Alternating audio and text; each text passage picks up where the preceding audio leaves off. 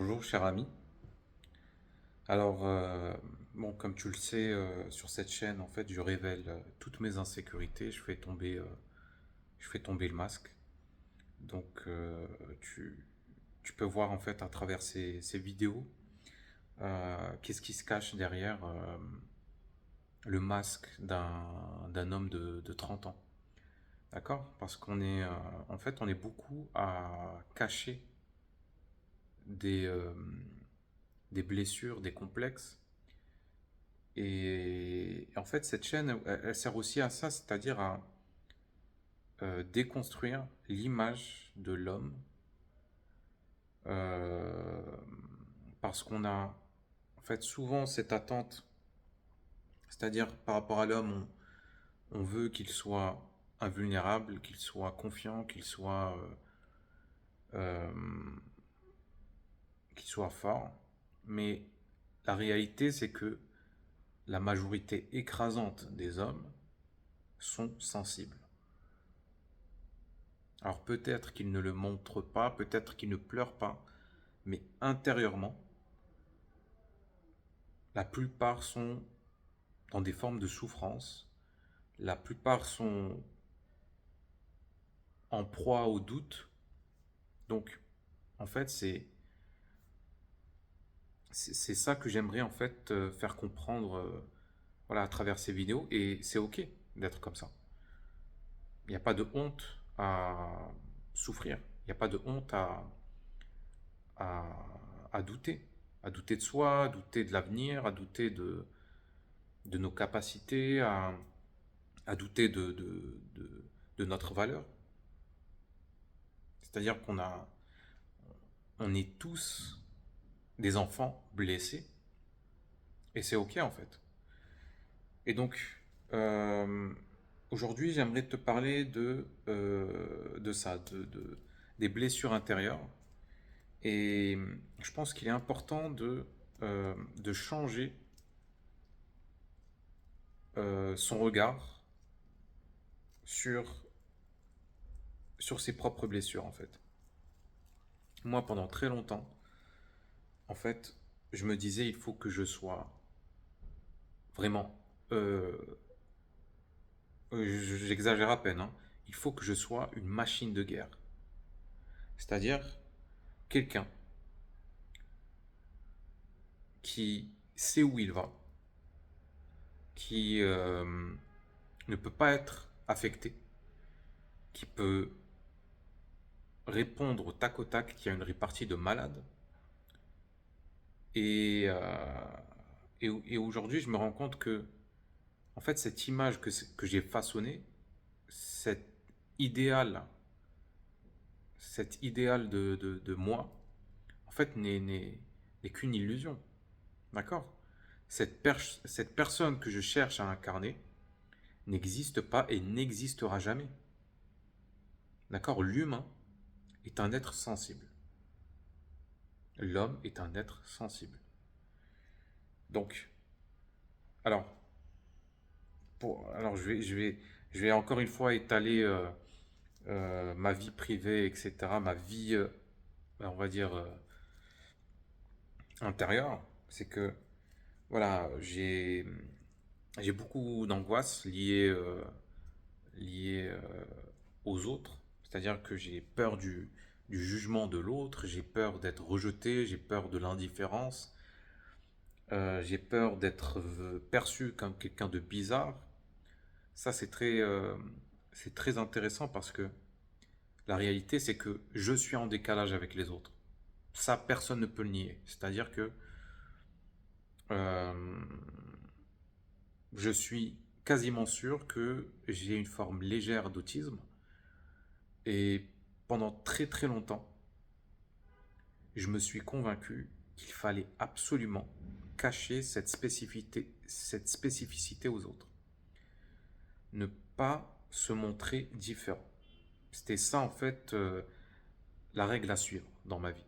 C'est-à-dire tout faire pour, euh, pour rentrer rentrer dans le moule, suivre le mouvement et tout faire pour dissimuler ma différence. La réalité, c'est que je suis différent et rien ne peut le changer. Je peux, voilà. Je pense que j'ai tout intérêt à accepter cette différence et aussi à accepter mes angoisses, mes peurs. Parce qu'on vit dans un monde qui nous incite constamment à nous développer, à être une meilleure personne, à vaincre nos peurs, à guérir de nos blessures. Mais la vérité, celle qu'on nous cache, c'est que ces blessures, ces complexes restent. Ils font partie de nous. Et la question, c'est pas comment s'en défaire, mais comment vivre avec. Moi, j'ai de l'anxiété sociale, c'est un handicap. D'accord? C'est un handicap au niveau pro, au niveau perso. C'est comme ça. Maintenant, il y a deux choix. Soit j'accepte, soit j'y résiste. Et dans ce cas-là, je vais vivre un enfer. Si je me dis non, il faut absolument que je devienne confiant, sociable, etc. à une autre personne, je vais vivre un enfer. Par contre, si je me pose et que je dis ok, c'est comme ça, j'ai de l'anxiété parce que j'ai des blessures passées et que voilà, j'ai tout un passif par rapport à ça et que je peux pas et que ça fait partie de ma psyché. Si j'ai cet état d'esprit-là, j'ai plus de chances de vivre une vie agréable. Donc, je pense qu'il y a un travail de lâcher prise, bien sûr. Euh, C'est-à-dire qu'on ne peut pas tout contrôler. Et il faut accepter de rentrer, si tu veux, dans une forme d'automatisme. Et voir cet automatisme comment dire, voilà, comme faisant partie de la vie, quoi.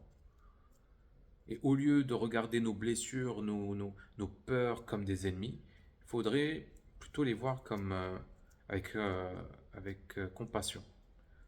Voir notre enfant intérieur avec compassion. Ça, c'est important. C'est ce que j'essaye de faire ces derniers jours, c'est-à-dire rentrer en contact avec mon enfant intérieur et lui dire, écoute, tu as le droit d'être blessé, je n'attends rien de toi. Si tu es en figement face aux autres, si tu ne sais pas quoi dire, si tu te sens rejeté, etc., ce n'est pas grave. D'accord? Tu n'as pas à changer. Je veux pas que tu changes. Tout ce que je veux, c'est que tu te rappelles que je t'accepte et que je t'aime. Peu importe ce que tu fais, peu importe ce que tu ne fais pas, peu importe ce que tu dis, peu importe ce que tu ne dis pas. Et il faut donc, voilà, devenir le parent qu'on n'a pas eu durant notre enfance. Parce que, voilà, très souvent, quand on a ce genre d'angoisse, d'anxiété, en fait, c'est que on n'a pas été sécurisé durant notre enfance. Moi, par exemple, j'ai eu un père absent, euh, j'ai été un enfant battu. Donc, voilà. Bon, j'ai pas eu une enfance parfaite, mais ça ne veut pas dire que je suis foutu. Et j'en veux pas hein, à mon père. À une époque, oui, je lui en voulais, mais aujourd'hui, j'ai pris conscience en fait que c'est à moi d'être le parent aimant. C'est mon travail maintenant. J'ai 30 ans. Je vais pas attendre mon père qu'il change, hein, parce qu'il va pas changer. C'est à moi de changer mon discours intérieur, de, de changer ma façon de parler à mon enfant intérieur, et c'est à moi de devenir le parent que je n'ai pas eu. Donc voilà. Donc il faut se parler avec bienveillance, avec douceur, et aussi faire confiance à l'inconscient. C'est-à-dire que dans mes méditations, je m'adresse souvent à l'inconscient en lui disant, je veux que Ilias euh, tombe amoureux de lui-même. Je laisse ça comme ça. Tu vois, c'est comme, voilà, comme jeter une bouteille à la mer. Je veux que Ilias tombe amoureux de ses blessures, qu'il les accepte pleinement, qu'il n'y résiste pas. Et le fait de faire ces demandes plusieurs fois, tu vois, bah, bizarrement, ça change pas mal de choses. C'est-à-dire, je l'ai remarqué intérieurement, il y a une différence. Il y a une différence. C'est-à-dire que là, je suis plus dans une quête de transformation, mais je suis plus dans une quête de changement de perspective. Donc, au lieu de me voir comme une personne faible, ridicule, une personne à réparer, une personne à changer, je me vois comme une personne à écouter, à prendre en compte et et à qui on doit donner de l'attention, de la douceur et beaucoup d'amour. Et, et voilà, tout simplement. Donc aujourd'hui, j'accepte pleinement, enfin j'accepte pleinement, c'est en cours, je travaille sur ça, j'accepte petit à petit à toutes mes parts blessées. Euh, Ça ne changera jamais malheureusement, mais, euh, mais voilà, je peux apprendre à vivre avec. Et, et aujourd'hui, heureusement que j'ai laissé tomber cette ambition de devenir une meilleure personne. Heureusement. Je pense plus à ça. Le Ilias confiant, insensible, invulnérable, il n'existe pas, il n'existera jamais. Le Ilias peureux, anxieux et qui s'aime, lui, il peut exister. Lui, il peut exister et je travaille à ça. Ou plutôt, c'est un non-travail parce que, comme je l'ai dit, il faut lâcher prise sur la culpabilité, sur la honte toxique, etc. Donc voilà. Donc quand on lâche prise sur la culpabilité, la honte, l'amour se révèle de manière naturelle. Donc voilà. Merci de m'avoir écouté et je te dis à bientôt. Salut.